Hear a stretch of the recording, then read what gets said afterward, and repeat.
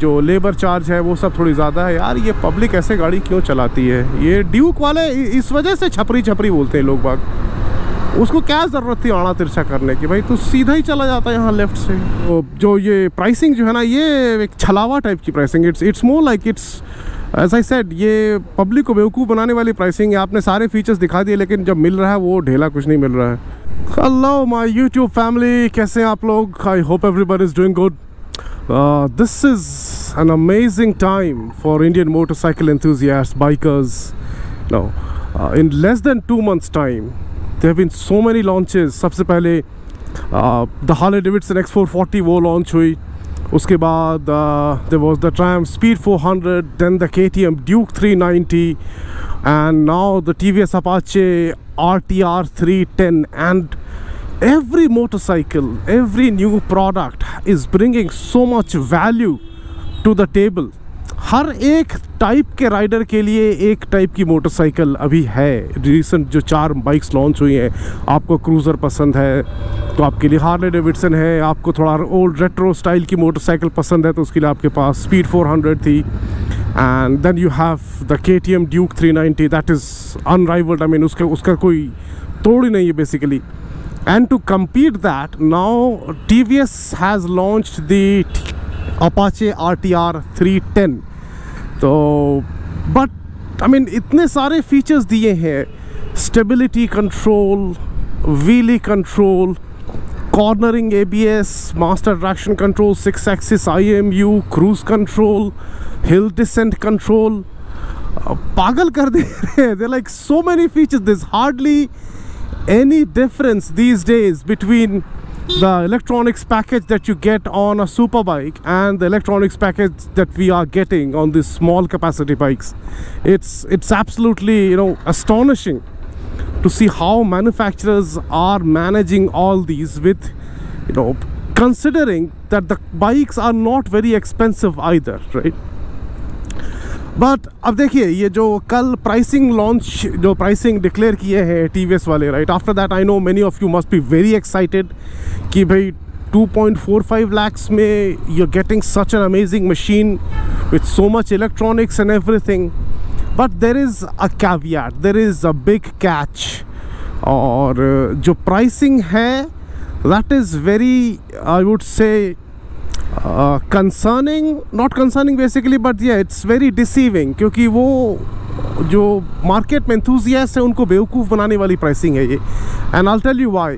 C the basic, the standard version, the introductory price जो उन्होंने रखा है that is 2,45,000 something, I believe, if I am not wrong. मुझे numbers कुछ ज़्यादा याद नहीं रहते हैं, but still, and for that price you know that you are not going to get the quick shifter. वो clearly बोल दिया है TVS वालों ने that the quick shifter, that's bi-directional quick shifter, will not be there.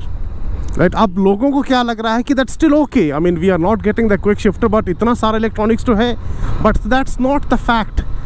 जो TVS ने चालाकी क्या की है, उन्होंने अलग अलग वेरिएंट्स रख दिए हैं और बेसिकली कलर्स के हिसाब से प्राइस चेंज हो रहा है। प्लस आपके पास जो बिल्ड टू ऑर्डर है उसमें भी 2 ऑप्शंस और है। तो बेसिकली आपके पास देखा जाए तो 3 ऑप्शंस है। एक डायनामिक है जो बेसिक आपका स्टैंडर्ड रहेगा, प्लस उसके ऊपर आपका डायनामिक है, उसके ऊपर आपका डायनामिक प्रो है, आई थिंक, जो भी नाम उन्होंने दिया हो। तो अगर आपको लग रहा है कि बेस वर्जन लेने पे आपको खाली क्विक शिफ्टर के अलावा सब कुछ मिलने वाला है and the price is so nice, it's not right. Basically आपको कुछ नहीं मिलने वाला है बेस वर्जन में। When you are taking the dynamic version, उसके साथ में आपको ब्रास चेन मिलेगा, plus you will get the adjustable front and rear suspension. उसके नीचे वाले वर्जन में जो स्टॉक है, जो डिफ़ॉल्ट वेरिएंट है, स्टैंडर्ड है, जो उसमें आपको ये सब नहीं मिल रहा। you will not get the adjustable suspension, you will not get the brass chain. Okay, that's point number 1. Point number 2, उसके ऊपर के जो फीचर्स हैं, जैसे जो आपका 6 एक्सिस IMU है which is going to control the hill descent thing, basically जो आपका जो डाउन हिल है, हिल डिसेंट कंट्रोल वो। उसके अलावा जो आपका स्विचेबल ABS वगैरह तो एनीवेज रहेगा ही, उसके लिए आपको IMU की ज़रूरत नहीं है। But then your cornering cruise control, then your ventilated seats and all that is all going to come on the bike only if you opt for the dynamic pro version. अब देखिए, आप चाहे तो सिर्फ बेसिक वाला dynamic पहला वाला जो जिसमें एडजस्टेबल सस्पेंशन आ रहा है वो ले सकते हैं। आप चाहे तो सेकंड वाला जो है दैट इज़ डायनामिक प्रो वो ले सकते हैं। अगर आप चाहें तो आप दोनों भी ले सकते हैं।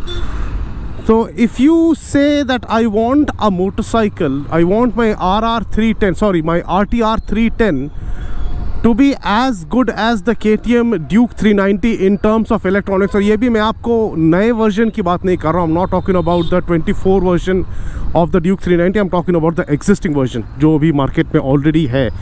अगर आपको उतनी कैपेबल भी चाहिए आपकी RTR 310, then the ex-showroom price is going to be higher than the Duke 390.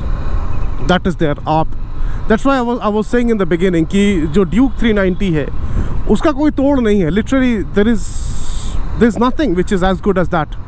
If you want all of these, you have to shell out more than 3 lakh rupees ex-showroom। और जो on road आते आते मैं आपको अगर आपको बैंगलोर की बात बताऊँ, then by the time it comes on road it would be somewhere near like 4 lakhs, 4,10,20,000 something. That's the amount that you will pay when you get the bike on road, the top of the line with the Sepang blue color.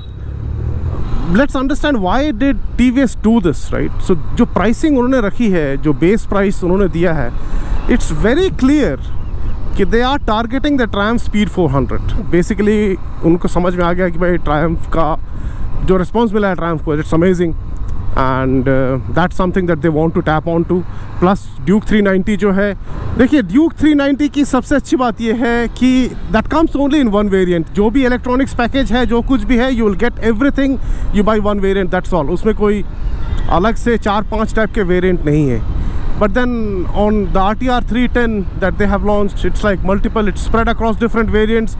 What you're getting is peanuts compared to what they have shown. ऐसा नहीं है कि गाड़ी में कुछ मिल नहीं रहा है, आपको मिल रहे हैं, decent features मिल रहे हैं, but जितना showcase किया है उसके हिसाब से आपको कुछ नहीं मिल रहा है।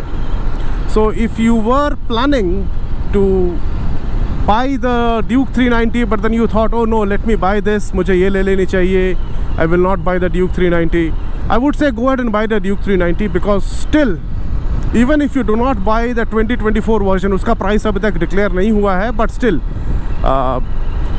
उसका प्राइस अगर ज़्यादा भी रहेगा, आप करंट मॉडल जो Duke 390 you can still take it. That bike offers a lot of stuff for that particular price, that's guaranteed, right? And second thing is जो Duke का maintenance है, it's significantly cheaper than the RTR, going to be cheaper because जो आप compare कर ले, अगर आप RC 390 है या Duke 390 है, उसका जो मेंटेनेंस है, जो आपका सर्विस कॉस्ट है, वो आपको RR 310 से कम पड़ता है। RR 310 के जो स्पेयर्स है वो थोड़े एक्सपेंसिव है, एट द सेम टाइम उसकी जो लेबर चार्ज है वो सब थोड़ी ज़्यादा है। If you like the Apache RTR 310 then yeah, you can take a decision, you can book it, but then the Duke 390 is still the master, it's still the best value for money bike that you can buy. Secondly, अगर आपको Triumph पसंद आई है, if you like the retro looks, and that bike is incredible. I mean, ठीक है उसमें इतने सब electronics नहीं आ रहे, but it's a great bike.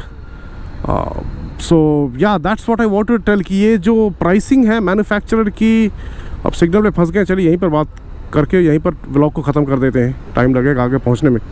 तो जो ये प्राइसिंग जो है ना, ये एक छलावा टाइप की pricing, it's more like it's as I said, ये पब्लिक को बेवकूफ़ बनाने वाली प्राइसिंग है। आपने सारे फीचर्स दिखा दिए लेकिन जब मिल रहा है वो ढेला कुछ नहीं मिल रहा है। So just think about it. I am not trying to defame the brand again, I do not like to do that. I just want to spread the message, spread the information, because आप में से बहुत लोगों को ये नहीं मालूम रहता है। So yeah, that is it my dear friends, have a good time, enjoy your day। और क्या, हैप्पी जन्माष्टमी, वो तो मैं आपको बोलना भूल ही गया था। हैप्पी बर्थडे कृष्ण जी, कल्याण करें सृष्टि का। I'll see you guys again, bye bye।